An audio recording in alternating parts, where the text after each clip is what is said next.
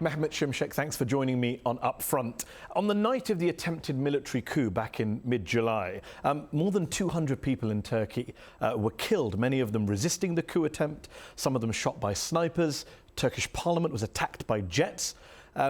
It's completely understandable, many would say, that the Turkish government would want to bring in a state of emergency after such a traumatic event, and even extend that state of emergency, as France did after the attacks in Paris last year. But France, which your government often points to in its defence, detained 400 people as part of its state of emergency.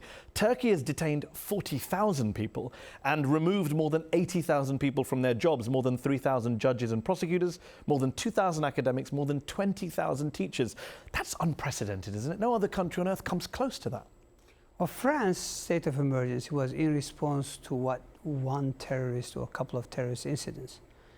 In Turkey, you're talking about a terrorist network that has infiltrated in various state departments for the past 40, 50 years. And this was the most vicious, violent coup attempt where thousands of essentially army personnel were involved and caught red-handed. Plus, this network had been using a military-grade encryption software.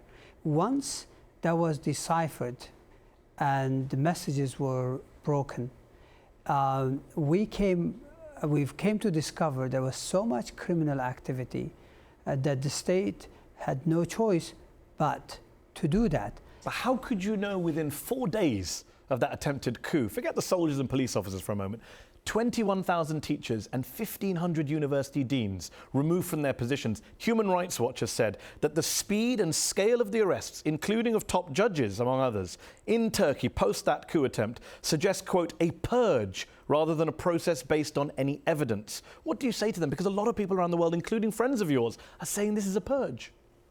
I think if you don't understand the nature of the network we faced, that type of conclusions make sense. But here what we're talking about this FETÖ or Gülenist movement taking over judiciary back in 2010, having a full control of the police over years, infiltrating in the army. And last several years, there's been a lot of work to identify them, because you're dealing with a rogue state. So you're admitting that these lists were drawn up before the attempted coup, before July the 15th? Evidence has been accumulating over years, because this is a criminal network that the final showdown, one was July 15, and they had aimed at destroying Turkish democracy, destroying rule of law. Are you saying all 21,000 teachers were doing that? Because, yes, out of 215,000 who were using this military-grade encryption software, more than 80,000 were civil servants, judges, prosecutors, teachers. It's not just civil servants and prosecutors and teachers that you've dismissed or detained. Since July, the Turkish government has gone after dancers, singers, novelists, comedians, flight attendants, baklava sellers, football referees. A lot of people look at this list and they say, you are carrying out a purge. Even the leader of the opposition, who backed your government when the coup attempt happened, he has said recently the government is using the coup to expand its power and silence the opposition. That's not true. First of all, this is not a conventional terrorist network. This is a network that essentially was a media empire, had conglomerates. Essentially, in all spheres of life, they had businesses, they had dealings, and criminal activities. This is a broad network of schools, media, bank, logistics firms, across the board. That's why you have had such a broad But 80,000 people, some estimates 100,000 people, up until July 15th, they're all in their jobs. Suddenly, they're all terrorists, coup plotters, they're detained, dismissed, suspended, sacked. European Court of Human Rights, when Germany was unified, Germany sacked 500,000 civil servants, thinking that those were Stasi associated. They went to the European Court of Human Rights, and the court concluded, saying that every state has the right to expect maximum loyalty from its civil servants. Are you finished Will there be? Are we seeing more of this? Because every week you seem to sack more people. Unless new evidence emerges, and sometimes it does, we're largely done. We're largely done. But that doesn't mean that new evidence will not emerge. And you can understand why a lot of people think that this is driven by something else. The motivation isn't quite right. When President Erdogan, the day after the attempted coup, describes it as, quote, a gift from God to us, because it gives us a chance to, quote, cleanse our army and other areas of public life. You can't blame people for being suspicious when the first thing the leader of your country says is, this is a gift from God. Everything has to be taken within context. We had suspicions that this criminal network had infiltrated the Turkish army. But the coup attempt had provided us the full extent of the involvement. Why?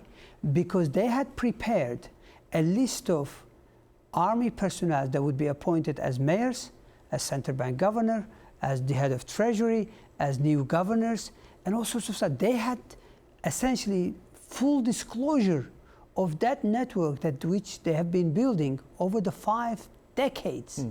So if you take it within the context, I think it's well understood. But even in context, more than 200 people dead, the elected government almost toppled, and the president's first response is to say, this is a gift from God. Bit cynical, don't you think? No. He said a lot of stuff. Okay, but it was within hours. Oh, it was not days or weeks later. It was in the immediate aftermath.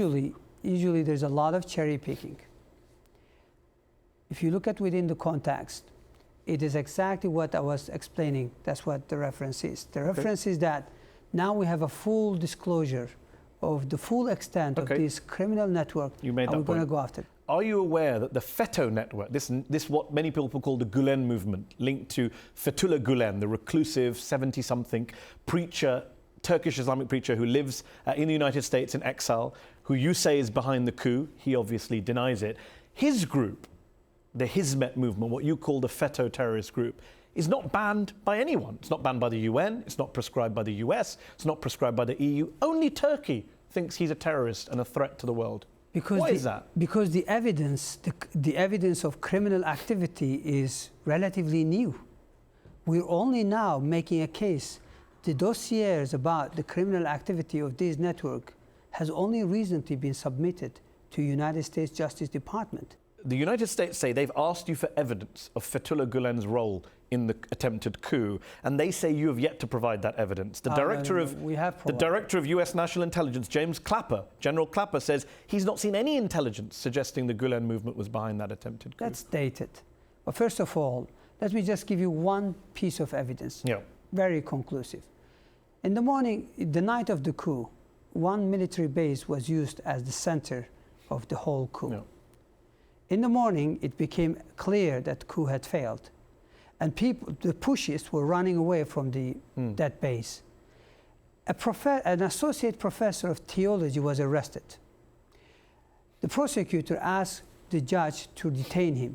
The judge immediately released him. It turns out that that gentleman, on a salary of $1,500, had traveled to the United States 109 times. It turns out that there is a video of him kneeling in front of the so-called preacher together in Pennsylvania, in the United States. Okay, has this man been tried in a Turkish court? He's a fugitive. Well, let's deal with this Gülen and the Gülen movement itself, because you say it's secretive, it's a terrorist group, etc., etc. How come it is that you were in bed with them for so long, that you were working with this group right up until 2013, until 3 years ago? Yes, we actually thought very highly of them simply because they seem to have advocated better education, interfaith dialogue, good causes. But it turns out that that was the front. Okay. But they had... And you discovered that in 2013, you say? Yes, because we need to connect the dots. I wish we had time. In 2010, we did a judicial reform to get judges and prosecutors to elect their own board. They had a big bloc and they dominated the entire board. So they took control of judiciary. So they began prosecuting generals. They jailed 168 generals. Yeah. It turns out with your approval. It turns out that that was aimed at paving the way for lower-ranking Gülenists to move up. But we were told at that time by judiciary that actually They were going after generals But they didn't who just had go after contemplated. generals. They didn't just go after generals. They went after the AK party. No. This is what your critics say. Your critics say, hold on, let me put the no. question to you. Your critics would say that in 2013, if you want to join the dots, they, of course, the Istanbul prosecutors who were linked to Gulen, opened investigations, did they not? In December 2013, they raided the homes of Turkish ministers in your government, found millions of dollars in shoeboxes, allegedly, big corruption allegations, including against President Erdogan and his son, and that's what led to the split between your government and the Gulen movement, when they started investigating corruption in your party. Clearly, you need to get your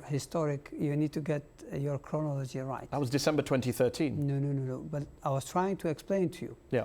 2010, they take control of judiciary. They had already the police. 2012, they went after the head of spy agency to infiltrate there. In 2013, there's clear evidence that the governor of that time or the chief of police at that time actually did things that brought more people to the streets. In 2013, mid-2013, we began contemplating a piece of legislation that would have cut their bread and butter business, which is prep schools, closing down prep schools. They came and threatened. We've moved forward to close down the prep schools. That's where the easy money was. As soon as we provided the legislation, we had the legislation to the parliament, they unveiled the politically motivated corruption allegations. People did not believe in them. And we moved on. And that's not when it began. It began way before. Let me ask you this. You say you're defending democracy and going after the Gulen movement, who you believe are behind the coup. Your methods are being questioned. Amnesty International says it has, quote, gathered credible evidence that detainees in Turkey are being subjected to beatings and torture, including rape. We've all seen pictures of some of those alleged coup plotters, their faces black and blue from being beaten. We've seen photos of naked Turkish soldiers who have been arrested after the coup being bound on the floor. What's your response to human rights groups? Amnesty needs to get its facts right and do a little bit of homework. At the night of the coup, millions of people stood up to tanks. And some of those coup perpetrators, those criminals, were arrested by members of public. And yes, there were skirmishes. There were and some of that beatings happen in the hands of people, because they say it happened inside detention centers. No. They say they have credible reports of torture inside Turkish detention centers. Completely. We have zero tolerance. How about the soldiers being bound on the floor? Who bound them? The members of the public or the Turkish government? We have zero tolerance to torture. Okay, what about the naked soldiers? Who tied up the naked soldiers? Let's say those allegations are right. We will punish anyone who's done anything wrong. So what I'm trying to say is that my government, Turkey, has zero tolerance to torture. We have very strict guidelines. And therefore, if there is any wrongdoing, they will be fully penalized. But you're busy right now not penalising torturers. No. You've arrested and detained so many people in relation to this coup attempt that you've had to announce the release of 38,000 convicts from prison on early parole, haven't you? Because you need to make space in prison. Clearly, you've read too much of Gulen's crap. That's the Wall Street Journal reporting that. Is the Wall Street Journal the Gulen? Listen. Well, okay, let me ask you this for our viewers. Have you announced the early release of 38,000 convicts to make space in prison for all the people you're rounding up as part of this crackdown? Yes or no? Yes, but... So I haven't been rooting any propaganda, that's true. No. I was referring to your earlier statements. Oh, the Amnesty Internationalist propaganda from Gulen. What I'm trying to say is this. The Justice Ministry has responded to all of those allegations. We live in a world where news gets disseminated over social media without checking the facts, and everybody basically jumps on the bandwagon and begins to use.